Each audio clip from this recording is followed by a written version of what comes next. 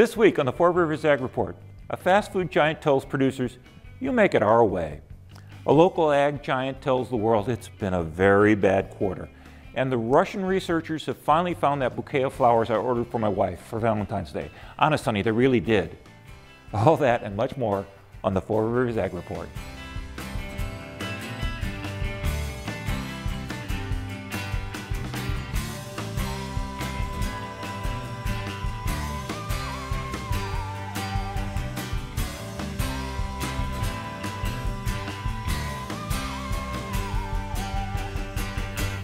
Hello and welcome to the Four Rivers Ag Report. I'm Fred Peralta.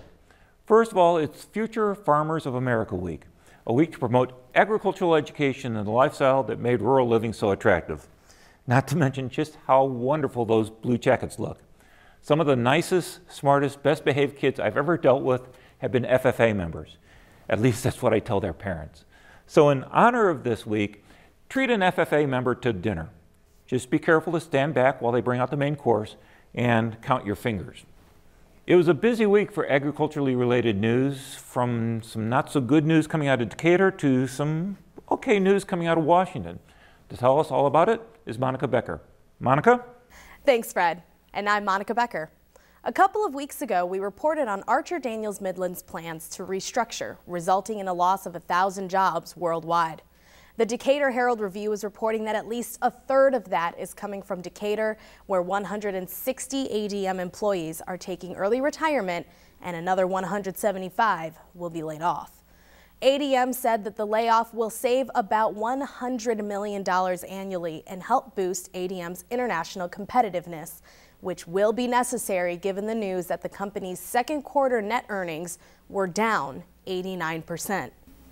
That large amount is due to a write-down related to a bioplastics joint venture and a perfect storm of volatile global financial markets, commodity prices acting in disregard of supply and demand, and depressed margins of oilseed. For the quarter ending December 31st, the company posted a profit of $80 million compared to the same quarter a year ago of $732 million. There wasn't a whole lot of shaking going on when a small earthquake hit southern Illinois on Monday. The quake was centered near the junctions of I-57 and I-55. It rattled towns in 4 states and was felt in Carbondale, but no damage was reported. But the jumping for joy in Casey might have also been registered on the Richter scale. Growmark announced the completion of their dry and liquid plant food storage facility. The facility has a storage capacity of 24,000 tons of dry fertilizer and 10,000 tons of nitrogen solution. The site has on-site blending of dry fertilizer, meaning that retailers can take products straight to the farm.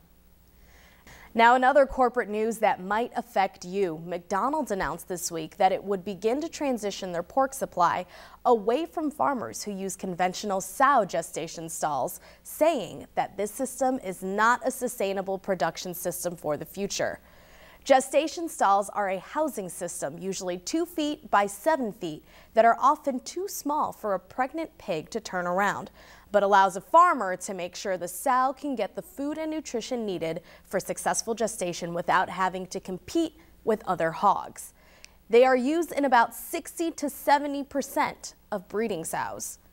The National Pork Board and other groups have defended the gestational stalls, claiming that each system of sow gestation has advantages and disadvantages that must be considered by individual farmers. In better news for local farmers, those GPS systems used for planting, harvesting, and getting me from point A to point B are safe. The FCC blocked LightSquare, a nationwide wireless network, from expanding their mobile satellite spectrum. The expansion would interfere with the frequency used by GPS receivers. The FCC heard complaints from aviation interests, communication companies, to agricultural users of GPS frequencies before blocking LightSquare plans. So you can trust your tractor's GPS, at least for now. You might have already received a package in the mail from the USDA. It's the 2012 Census of Agriculture survey, and the USDA is urging everyone to fill it out and return them. The census is used to identify all active farms and ranches and what people are raising. The USDA says the census is a valuable way for producers in rural America to show their strength in numbers. The information gathered will help farm organizations, businesses, government decision makers, and just about everybody who cares about rural America to use accurate data in trying to help you. But there might be some producers that won't be home to get their surveys. Reuters reports that the Texas drought has caused many cattle producers to consider doing what the Dust Bowl couldn't get them to do: move their cattle from Texas to Nebraska in search of grazing land that is not parched. Reuters reports that the new cattle drives done by truck have shifted the center of the livestock industry. Today, 7.1% of the nation's cattle supply come from Nebraska, the state's largest percentage ever. The migration is also reviving some competition for natural resources. Grain farmers worry that the cattlemen will drive up land prices. Cowboys and farmers can be friends, right? Oh yeah, that's from Oklahoma. I don't think there's a musical called Nebraska. And finally, if you're wondering about that seed left over from last year, Russian scientists say that they have revived a plant that had been tucked away by an Arctic squirrel 32,000 years ago. Researchers found a burrow that had been buried under 125 feet of sediment and frozen at a -7 degrees Celsius. When they explored it more, they found a stash of 600,000 seeds and fruits. They then tried to germinate the seed, but to no avail. So they took cells from the plant's placenta, and after thawing out the cells, they were able to coax the tissue into producing roots and shoots. The following year, flowers emerged and the plant produced seed-bearing fruit. If the plant's DNA confirms this, this will be the oldest plant species ever revived by 30,000 years. No news as to what happened to the pack rat Arctic squirrel. And that's it for this week. I'm Monica Becker. Thanks for watching.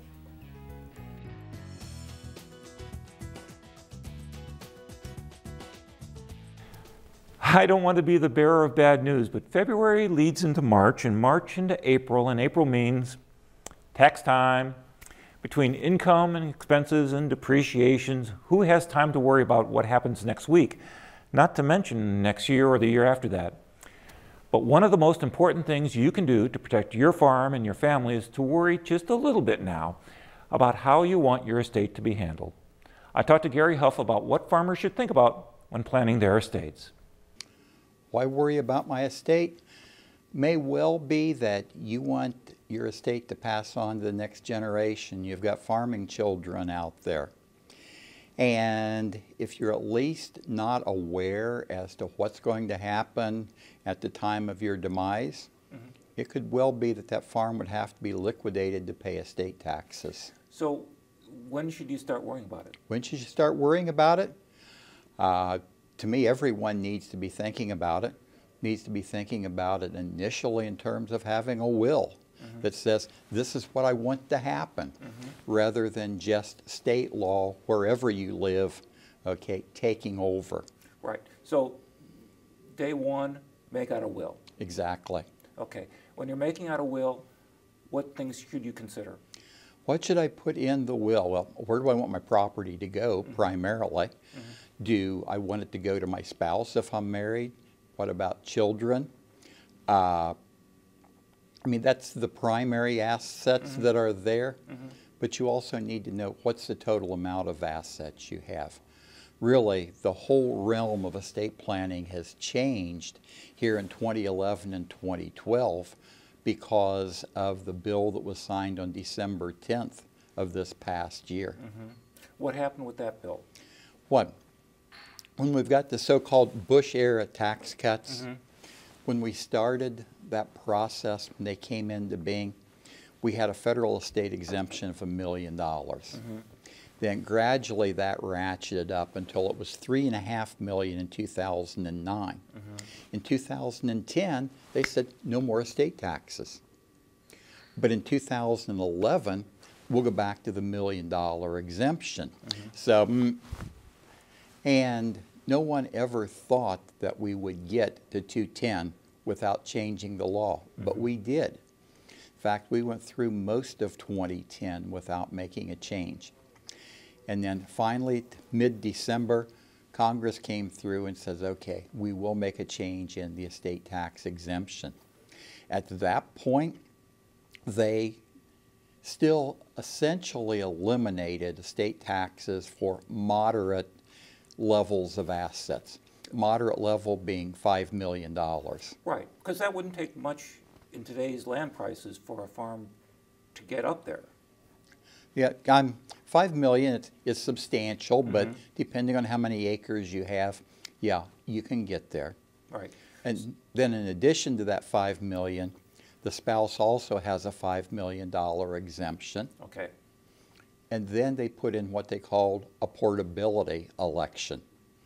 And that portability election could be huge. Okay. So it's within the realm of most farmers to have tools there at their availability to pass a farm in toto to their heirs.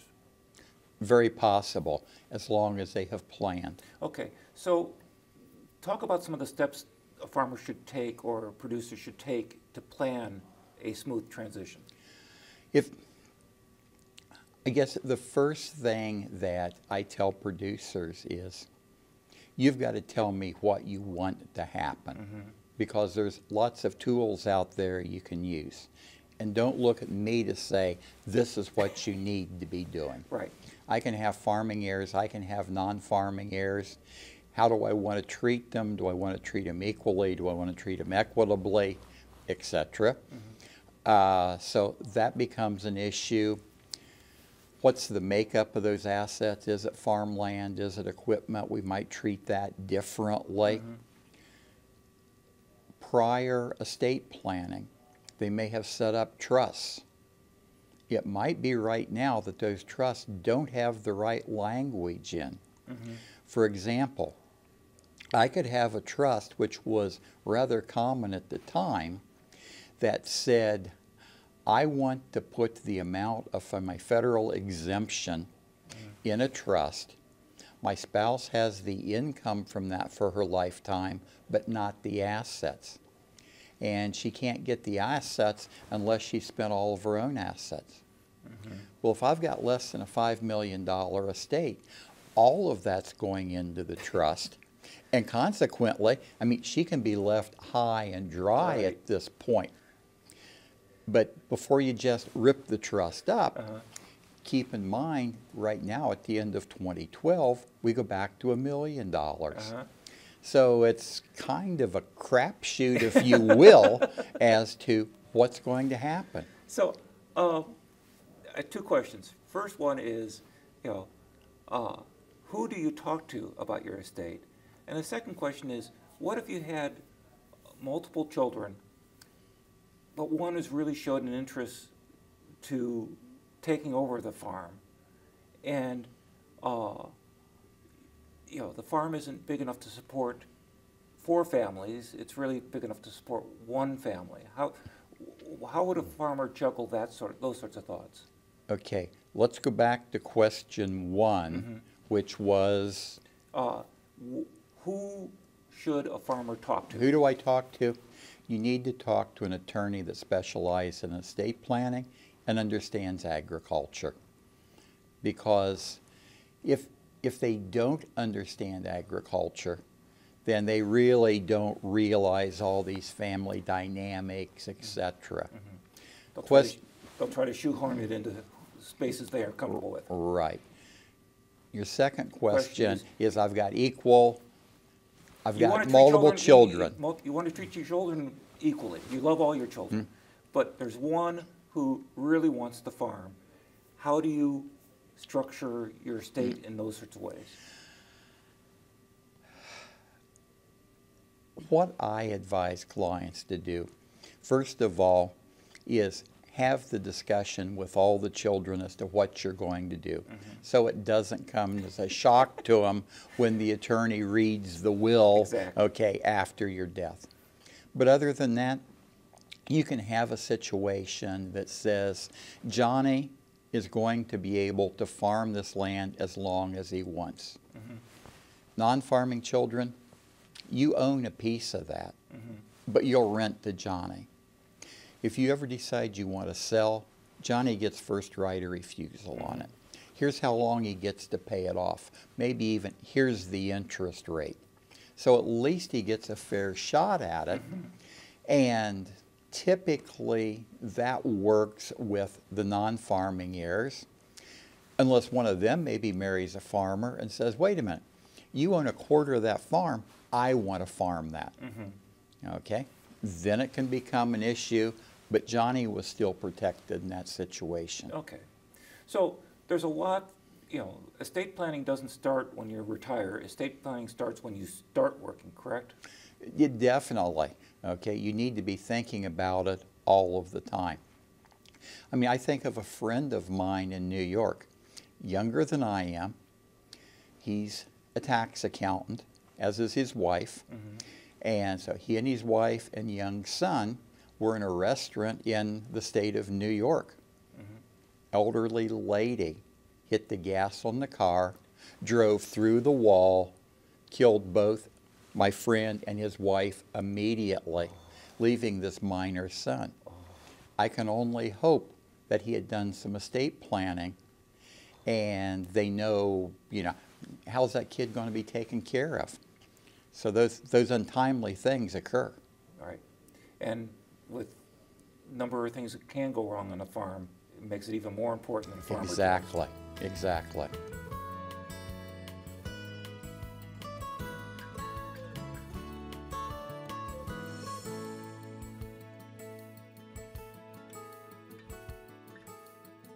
Well, you've heard the expression, everyone talks about the weather, but no one does anything about it.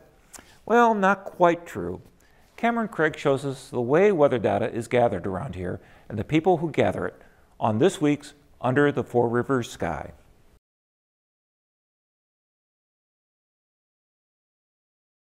Our so-called winter continues to be warm with no additional snow in sight. Some of you are applauding this warmth, and some of you continue to keep a cotton ball under your pillow in hopes of more snow. Stations across central Illinois continue to record above normal temperatures, and it looks like these temperatures are here to stay, at least for a while. Since the first episode of the Four Rivers Ag Report, I have presented you with various climate summaries, climate data, and various other weather information about the skies above. In this segment of Under the Four River Skies, I highlight where that data for those summaries comes from and how National Weather Service, climatologists, public utilities, and farmers use it. The Cooperative Weather Observation Station is an important tool for understanding how the atmosphere evolves over time. Scattered across the nation, there are over 11,000 stations that are observed by volunteers of all sorts of backgrounds and who have a special interest in collecting climate data. Here in central Illinois, there are well over 100 stations. Some of these stations have been recording weather data for over 100 years. One particular station, located on the campus of Eastern Illinois University, has recorded data since January 1, 1880. There have been many observers over the station's long history, but no one has been as dedicated as Dallas Price, Professor Emeritus and former chair of the Department of Geology-Geography.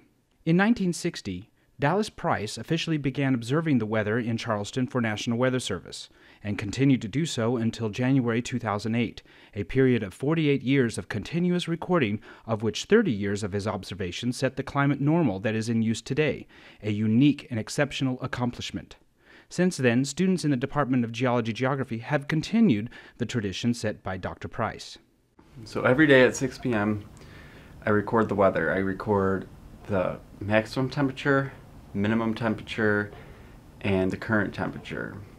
Every day I also record the precipitation, and twice a week I measure the frost. Also during the winter season we record snow measurements. All stations associated with the program have thermometers housed in Stevenson shelters and a rain gauge. A few stations have an evaporation pan, soil thermometer probes, and a frost gauge. No matter what stations have installed, the information collected from these stations are vital to understanding the past, present, and future climate here in central Illinois. Almost like the U.S. Postal Service, weather observers collect data every day of the year, including Thanksgiving and Christmas. And it doesn't matter what kind of weather is occurring at the time of observation, the weather must be observed and recorded. It takes a certain dedication to be an observer to tolerate bone-chilling evenings when it feels like your fingers will fall off or get soaked from waterfall-like precipitation. Well, it's just hard to record the data, actually, like write it down and stuff, because my fingers are usually so frozen, and I gotta wear, several pairs of gloves, and to write that data down with a couple pairs of gloves on, it can be quite difficult. National Weather Service and NOAA's Climate Data Center use the collected information to determine the climate normal for a location such as Charleston, Illinois. This helps broadcasters and climatologists determine whether a particular day was above or below normal based on the 30 years of data collected. Not only are the data used by NOAA to understand the climate or broadcasters to provide information to their viewers, but various other groups such as farmers, scientists, public utilities, and insurance adjusters use the published data for their purposes. A farmer would use the recorded soil temperature to determine when it would be suitable to plant corn or soybeans in the spring. Utility companies would use the frost gauge data to determine what equipment was appropriate to use if the ground was frozen 13 inches below the surface. Insurance adjusters could use the collected data to determine whether an accident was the fault of the driver or weather conditions. The Cooperative Weather Observation Station is the heart of understanding how our atmosphere evolves. Without it, or more importantly, without the dedicated observer who records daily conditions, no matter what Mother Nature has in store for them, our understanding of the atmosphere would not be what it is today. Observers like Dallas Price will always be needed and will continue to provide many facets of society information about the skies above central Illinois.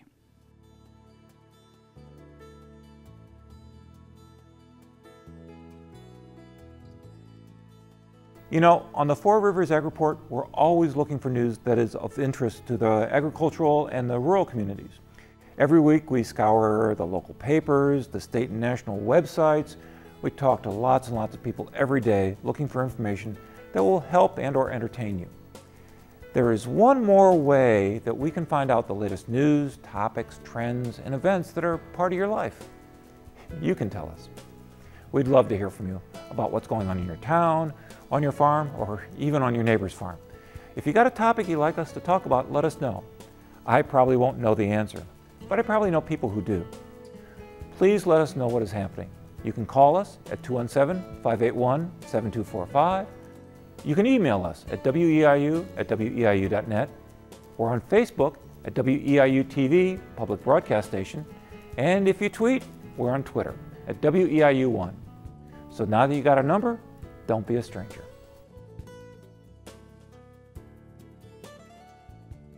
Well, you might remember that I reported on the great maple syrup felony law that Vermont passed this December. It seems that the legislatures went to great lengths to protect their maple syrup industry, making it illegal to fake the best of all pancake toppings. Well, the best laid plans of mice and men better not mess with Mother Nature. The mild temperatures and the lack of snow in the Northeast have raised concerns that the maple syrup crop might not be affected, both in how much and the quality of the sap harvest. Now, sap runs when the weather is below freezing at night and thawing during the day. Not exactly what they've been experiencing recently. Also, if the trees think spring is here and bud, well, that's the end of sap season. So be prepared to use artificial maple-flavored breakfast food syrup, or whatever they call it, or perhaps pay the price for the real thing. But one of my favorite stories of the week is that I'm not the only bald, screeching thing around here anymore.